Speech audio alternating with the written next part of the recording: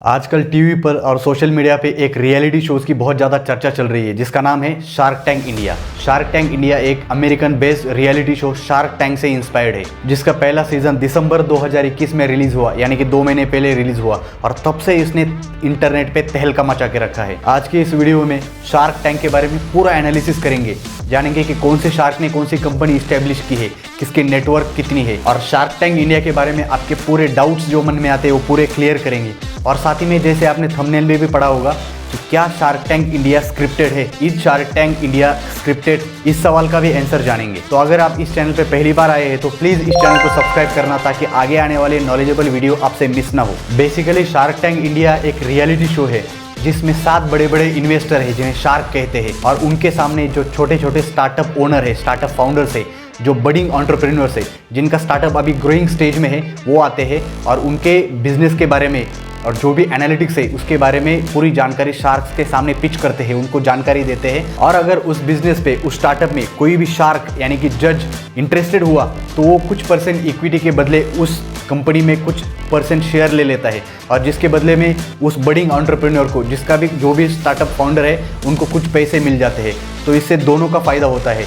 एक स्टार्टअप को अच्छी फंडिंग मिल जाती है उसके ग्रोइंग स्टेज में, जिससे वो स्टार्टअप और बड़ा हो सके और बड़ा स्केल कर सके, और जो भी शार्क है उसको भी कुछ परसेंट इक्विटी, कुछ परसेंट शेयर्स उस कंपनी में मिल जाते हैं, जिससे वो कंपनी बड़ी हुई तो इवेंचुअली उस शार्क को भी फ़ायदा होता है। और एक दूसरा फ़ायदा भी स्टार्टअप्स ओनर को होता है कि अगर इवेंचुअली उनका स्टार्टअप पिचिंग में फेल भी हो गया, अगर उनको शार्क द्वारा फंडिंग भी नहीं मिली, तो भी वो इतने पॉपुलर हो जाते हैं क्योंकि टीवी पे पूरे इंडिया के लोग देखते हैं और सोशल मीडिया पे बहुत सारे लोग इस शो को देखते हैं, तो उसकी वजह से उनकी पॉपुलैरिटी बढ़ जाती है और बहुत ज़्यादा चांस होता है कि दूसरे कोई एंजल इन्वेस्टर से उनको फंडिंग मिले। और वही जो जजेस है यानी कि जो शार्क है, उनकी भी ब्रांड वैल्यू बढ़ती है, तो इवेंचुअली उनको भी लोग बहुत अच्छी तरह से जानते हैं कि उन्होंने कौन सा स्टार्टअप बहुत बड़ा किया है, जीरो से स्टार्ट करके बहुत बड़े बड़े स्टार्टअप कैसे बनाए हैं, तो उनकी भी ब्रांड वैल्यू बढ़ती है। यानी कि इस शो के माध्यम से दोनों की विन विन सिचुएशन है, दोनों की वैल्यू ऐड हो रही है। शार्क टैंक इंडिया में 7 बड़े बड़े जजेस हैं जिन्हें शार्क बोलते हैं। उनमें से है अश्नीर ग्रोवर, अमन गुप्ता, पीयूष बंसल, अनुपम मित्तल, नमिता थापर, गजल अलग और वनिता सिंह। ये 7 जजेस हैं जो ऑलरेडी एक बहुत बड़े स्टार्टअप के फाउंडर भी है, जो कि इंडिया में बहुत बड़े बड़े स्टार्टअप है। सबसे पहले बात करते हैं अश्नीर ग्रोवर की, जो कि को फाउंडर है भारत पे एप्लीकेशन की, जिसके बारे में आपने बहुत बार सुना होगा और हो सकता है आप यूज़ भी करते होंगे। बेसिकली ये एक QR कोड बेस्ड एप्लीकेशन है जो किराना दुकान और छोटे रिटेलर्स अपने पास रखते हैं, जिससे स्कैन करके हम कोई भी बिल, दुकान पे जब जाते हैं कोई भी बिल पे करते हैं। ये एप्लीकेशन बेसिकली छोटे रिटेलर्स को लोन प्रोवाइड करता है और जिनका रिकवरी रेट 95% से भी ज़्यादा है। और अश्नीर ग्रोवर ने ओनली 36 मंथ में, यानी कि 3 साल में 700 करोड़ का स्टार्टअप बनाया है, जो कि सच में बहुत ही अमेजिंग है। और दूसरे नंबर पे है Indian electronic accessories brand boat के फाउंडर अमन गुप्ता, जो बोट कंपनी के को फाउंडर भी है और मार्केटिंग हेड भी है। और आज सबको पता है कि बोट अच्छे ब्लूटूथ और हेडफोन बनाते हैं जो मिड प्राइस सेगमेंट में आता है, जिसके प्रोडक्ट वैल्यू फॉर मनी होते हैं।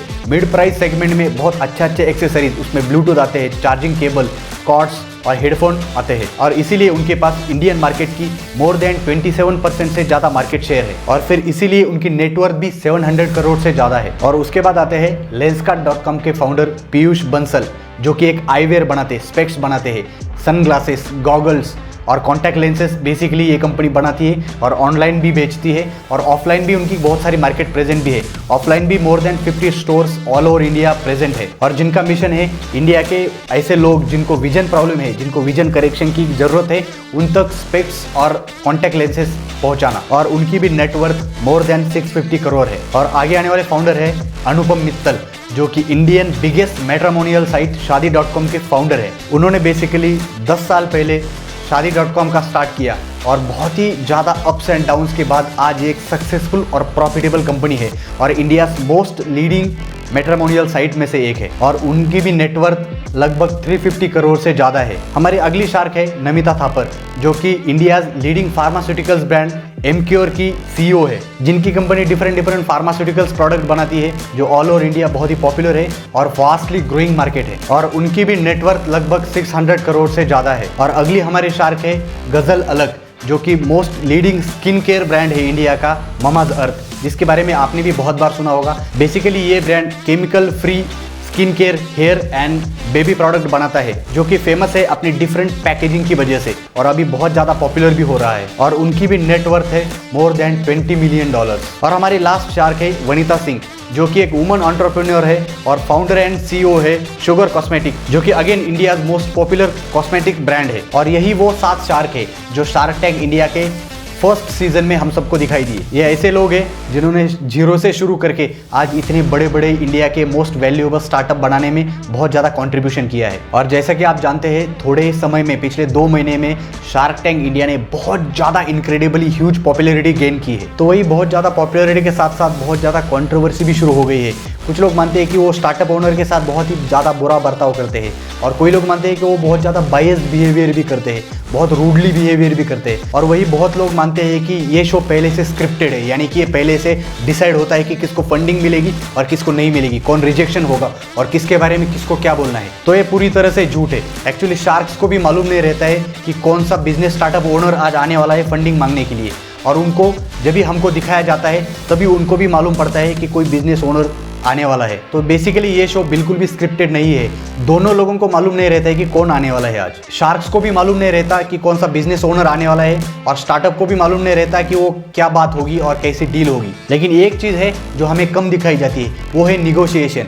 एक्चुअली हमें वही की पॉइंट्स दिखाए जाते हैं जो निगोशिएशन में बहुत ज़्यादा मायने रखते हैं, लेकिन एक्चुअल निगोशिएशन और थोड़ा लंबा चलती है। जो भी बेटिंग होती है वो और थोड़ा लंबा चलती है, लेकिन हमें उसको ट्रिम करके, उसको एडिट करके सिर्फ उतना ही पार्ट दिखाया जाता है जो कि हमारे काम का है, जो उसमें की फैक्टर्स है। इसलिए सबको शार्क टैंक इंडिया का हर एपिसोड देखना चाहिए, क्योंकि उससे हमें भी जानकारी मिलती है कि एक्चुअल बिजनेस ओनर को क्या क्या प्रॉब्लम आती है जीरो से स्टार्ट करके एक बड़ा सा बिजनेस बनाने में, और वो कैसे हर प्रॉब्लम को टैकल करते हैं, उनकी स्ट्रगल कैसे रहती है, और कैसे एक स्टार्टअप कोई भी कंट्री के इकोनॉमी में बहुत ही क्रूशियल फैक्टर होता है। कोई भी स्टार्टअप जब भी बड़ा होगा तो वो और ज़्यादा रोजगार पैदा करता है, और ज़्यादा नौकरियां पैदा करता है, उससे इवेंचुअली कोई भी कंट्री की इकोनॉमी भी बढ़ती है। तो इसलिए इस शो के माध्यम से हमें ये भी जानकारी होती है कि कैसे उस आइडिया को पिच करना है और कैसे कैसे क्या क्या स्टेप्स है जिससे एक कंपनी बनती है, एक स्टार्टअप बड़ा होता है। तो इसलिए इवेंचुअली हमारा भी फायदा है। और इन 7 शार्क में से सभी लोग बहुत ज़्यादा पॉपुलर है अपने अलग अलग स्टाइल की वजह से, अपने अलग अलग विचार की वजह से।